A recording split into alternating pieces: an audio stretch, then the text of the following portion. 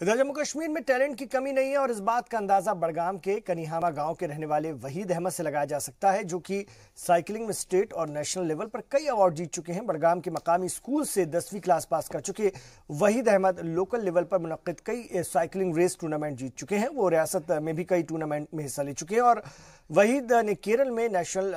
Cyclothon में हिस्सा लिया और फिर मध्य प्रदेश के इंदौर में मुनक्किद टूर्नामेंट में शिरकत की। उन्होंने हरियाणा साइकिलिंग टूर्नामेंट में शिरकत करके अवार्ड भी जीता और अब वो इंटरनेशनल लेवल पर खेल करके मुल्क और रियासत का नाम रोशन करना चाहते हैं। वहीद को साइकिलिंग का शौक अपने दोस्तों को साइकिल चलाते देखने के बाद पैदा हुआ और साइकिल चलाना सीखने के बाद उन्होंने वादी के सबसे मशहूर साइकिलिस्ट अकबर खान से ट्रेनिंग ली। वहीद अहमद को देखने में से साफ जाहिर होता है कि कश्मीर में टैलेंट की कमी नहीं है, लेकिन प्लेटफॉर्म न मिलने के चलते इस तरह के लोग अपने टैलेंट का सही मुजाहरा नहीं कर पाते और गुमनामी के गर्त में चले जाते हैं।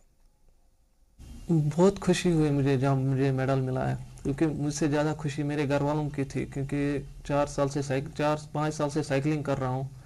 तो घर वालों को ज़्यादा खुशी थी मेरे मेडल से। मेरा टारगेट अभी नवीन चांद और अरविंद है, जो इंडियन टॉप साइकिलिस्ट है टीटी में, तो उनका एवरेज कुछ 48 की आती है 40 किलोमीटर में,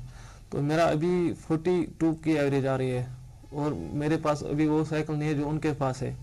तो अभी वो साइकिल भी ला रहा हूँ, क्योंकि मेरा टारगेट है इस साल मेरा 48 तक आ जाएगा एवरेज।